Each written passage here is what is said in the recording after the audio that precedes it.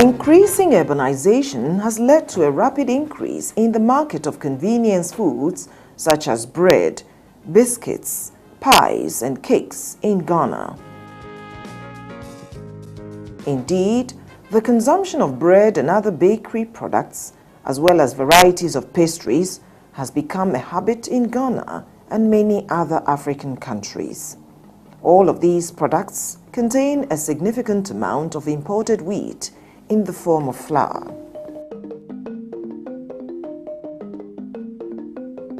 Since 1980, the increases in the US dollar prices for wheat on the world market, coupled with the continued depreciation of the Ghanaian cedi, has led to sharp increases in the price of wheat flour in Ghana.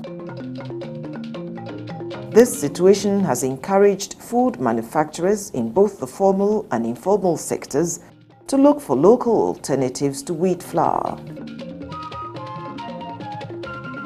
Given the ready availability of cassava in Ghana and the existence of suitable processing technologies, led mostly by the Council for Scientific and Industrial Research (CSIR), cassava flour has become an obvious choice as a partial substitute for wheat flour. However, in terms of production value, FAO statistics in 2012 say cassava is the second most important agricultural produce in Ghana after yam, with a production value estimated at about $1.5 billion. Despite its importance, food manufacturers express concern over the quality of cassava flour prepared using traditional methods. This yielded fermented and frequently poor quality flour, thus making it unsuitable as a substitute for wheat flour in bakery products. It therefore became necessary for the CSIR-Food Research Institute to demonstrate that products containing cassava flour could be acceptable to consumers in a wide range of socioeconomic groups. What was needed was high-quality cassava flour, HQCF, an intervention introduced by the Research Institute. High-quality cassava flour production was initiated in response to farmers' problems of not having enough market for their cassava,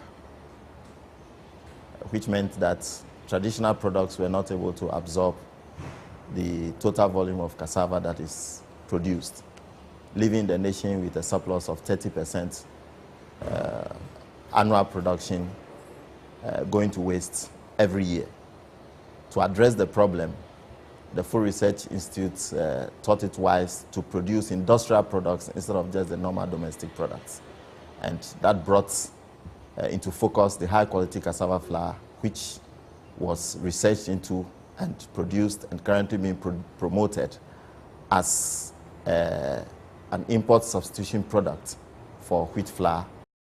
Whenever you uproot the cassava, it has to be processed the same day to prevent any fermentation. It goes through peeling, you washing, you grate, you mill, you sift, you dry, and then mill again and sift it to get the powder form just like wheat in order to use for either your bread or cake, any other thing that you want to use the flour for. We have the industrial grade cassava flour. That gives room for a little fermentation. Supposing you are producing high quality cassava flour, but due to a problem of transportation, the cassava couldn't get to the factory, and it gets there the next day. Once it has fermented, you cannot use it for high quality cassava flour. You can then use it for industrial grade cassava flour. That is a little step below high quality cassava flour. That can be used for the binding of plywood and paperboard. With that one, it gives room for a little fermentation. The CSIR-FRI is mandated to manage post-harvest losses of crops, food processing and preservation, food marketing, distributing and utilization, and to support national food and nutritional security. One of CSIR-FRI's flagship projects, Cassava, Adding Value for Africa, CAVA, in collaboration with University of Greenwich, Natural Resources Institute, has developed sustainable cassava value chain to increase incomes of smallholder farmers, reduce poverty, ensure food security, and boost the economy by saving some foreign exchange from imported raw materials for food production.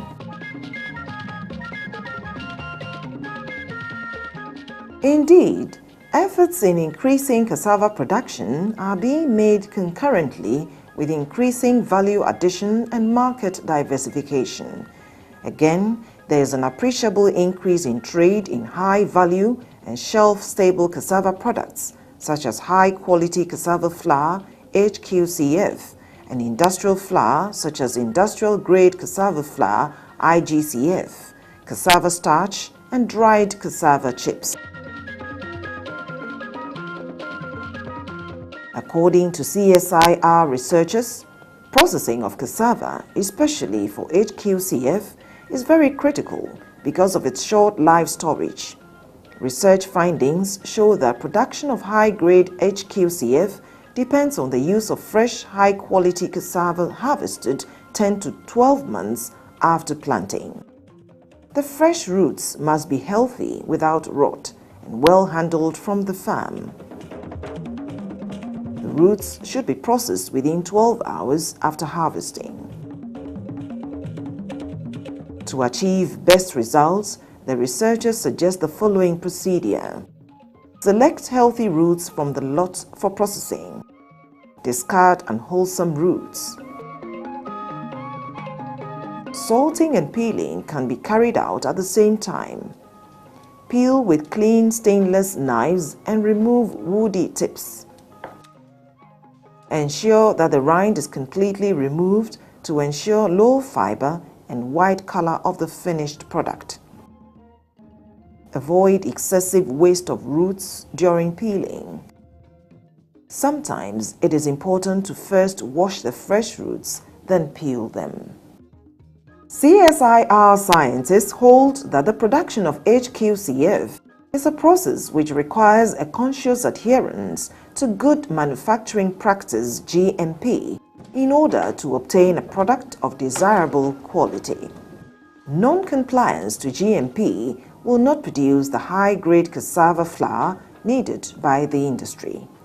The scientists recommend that peeled cassava roots should be washed thoroughly in clean water to remove pieces of peel, sand, and dirt. To obtain a good wash, pieces of sack or sponge can be used. Grate roots properly in clean stainless grater to obtain a uniformly smooth mash without lumps. Where there are lumps, grate again until smooth mash is obtained. CSIR researchers claim that the smoothness of the mash determines the quality yield and market value of the finished HQCF. Grating is an alternative to slicing or chipping. Whether chipped, sliced, or grated, the scientists advise that the chips or grits must be small enough to allow complete drying within 1 day, especially sun drying. The food scientists propose that cassava flour, like any other food, must be prepared and handled in accordance with good hygienic and agricultural practices. Consequently, the sacks and all materials used, as well as the environment, must be clean.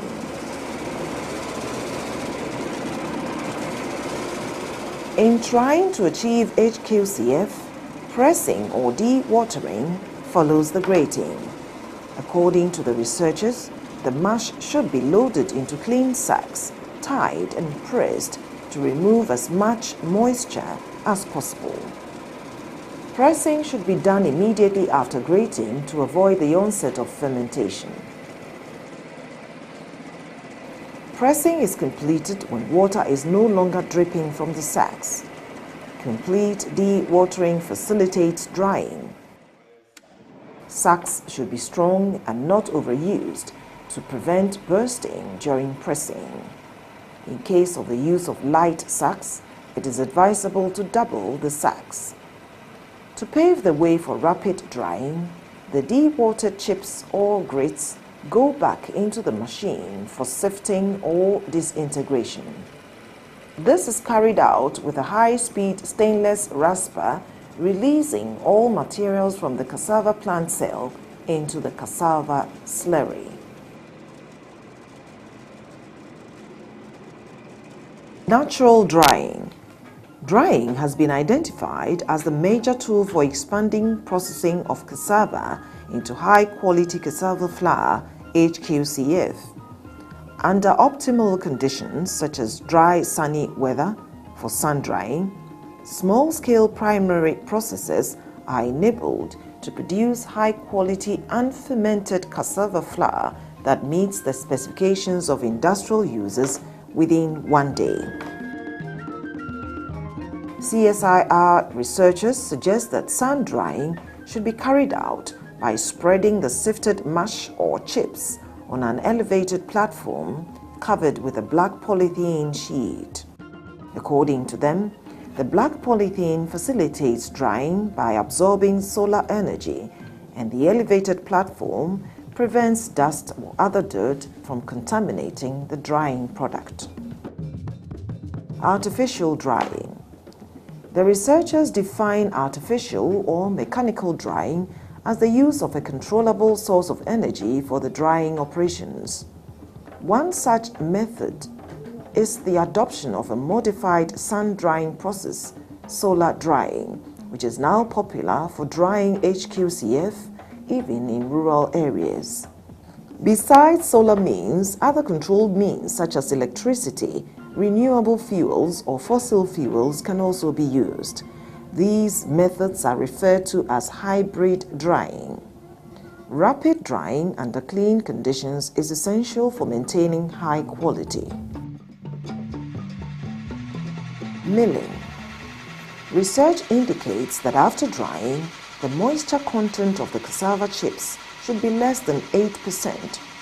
It is recommended that the dried product should be milled again by a hammer or disc attrition mill and screened through a 0.25 millimeter metal mesh to produce a finely milled product. The CSIR-Food Research Institute produces a very high-grade, high-quality cassava flour. A motorized flour sifter with a 250 is used to sieve the flour in order to remove as much fiber as possible from the product in order to improve the smoothness of the flour. According to industrial standards, good quality cassava flour should be white and have a good smell. It should be unfermented, smooth, odorless, white or creamy flour, or bland with no gluten. To meet local and international market demands, the flour should be packaged in desired quantities in clean, insect and moisture-proof materials that guarantee the wholesomeness of the product and the retention of its nutritional, physical and sensory qualities. Packaged this way, the flour can be stored for at least 8 months. Indeed, HQCF is unfermented cassava flour which demands strict adherence to quality control measures. The importance of quality cannot be compromised. It is important to manufacture the product to meet the required quality specifications. When it comes to food, the quality is paramount. So we treat this place as a very hygienic area for processing food. That is why we have our walls all tiled, all the processing area tiled, so that we can do very good cleaning. And at the end of the day, we have a clean product which is consumed without any problem. It is welcoming news that technology for production of high-quality cassava flour HQCF has been developed by the CSIR-FRI. Ghana stands the chance to save huge foreign exchange if a percentage of wheat flour is replaced with HQCF in both bakery and non-bakery industries. In this regard, the CSIR-FRI has initiated and embarked upon a pragmatic approach to empower potential rural farmers groups and entrepreneurs to turn the raw cassava into this valuable product for increased earnings and improved livelihood. Women in Need Gari Processing Association of Ayodu Bosome in the central region of Ghana is one of the many groups which have benefited from the CSIR-FRI's training program. We did not know any cassava product besides Gari and fufu. As a result of our training with CSIR-Food Research Institute, we found that it is more profitable to produce high-quality cassava flour, HQCF. Interestingly, it is much easier to produce HQCF than Gari. Now we produce HQCF, and our customers include bakers and producers of biscuits and pastries.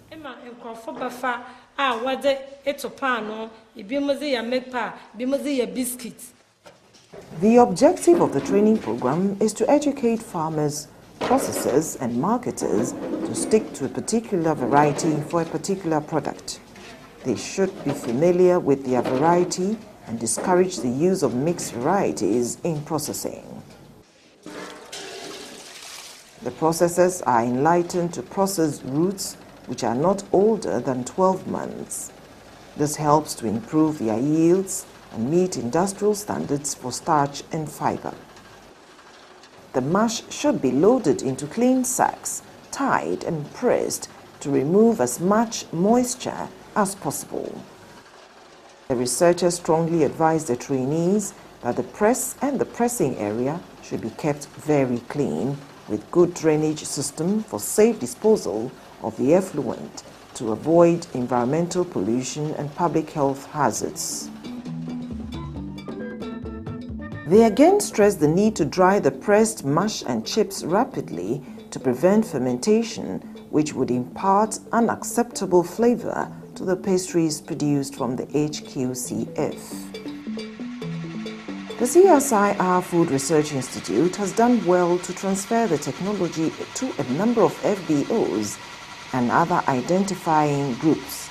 But what role has other organizations such as WAP play in the promotion of the technology?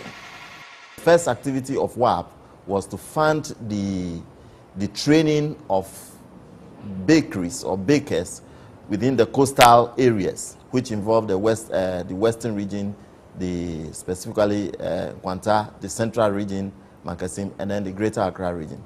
So WAP contributed significantly in promoting the utilization of high-quality cassava flour in these three regions. And that contribution filters down to the farmers. Praise Export Services Limited of Peace Village near Amasaman in the Greater Accra region is another private company which has benefited from the CSIR-FRI technology. According to the director, the company has had fruitful marriage with the Institute for the past 3 years under the CAVA project. The company now adds value to cassava for export. By relationship with CSIR, sometimes they organize seminar and workshops. So I take part of this workshop. So they give us technology so that we can improve upon our processing business.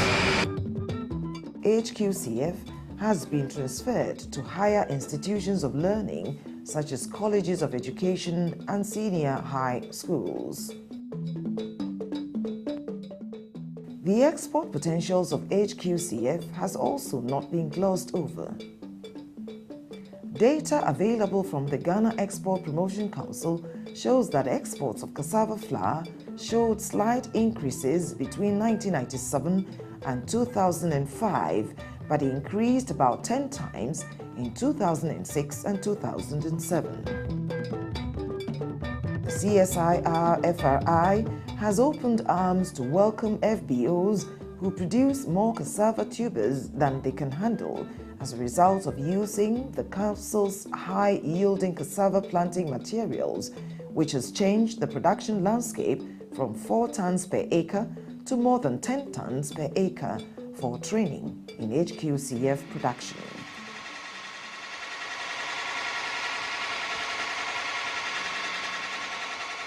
You can also be a part of this viable technology to be self-employed or be a key employer. Just visit the CSIR-FRI located behind the Ghana Standards Authority head office or the CSIR head office close to the Gold House near the 37 Military Hospital, all in Accra, to discuss your interest and start a fruitful business.